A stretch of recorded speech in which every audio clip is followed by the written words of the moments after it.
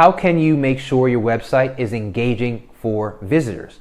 Well, the cannabis web design industry is not like any other industry. It's important to approach cannabis web design with a strategic mindset. The first thing you need to consider is who is your target audience, okay? Cannabis web design for dispensaries will look different than cannabis design for growers or cannabis design for lawyers or accountants, right? And so we have to make sure that you're appealing to your audience. Second, your strategy should revolve around how you can best engage your target audience through your website. This might include things like using engaging visuals, clear and concise messaging, easy navigation, things like that. And so keep in mind, the first impression that people have of your business is going to be super critical, okay? So make sure that your website makes a very good first impression.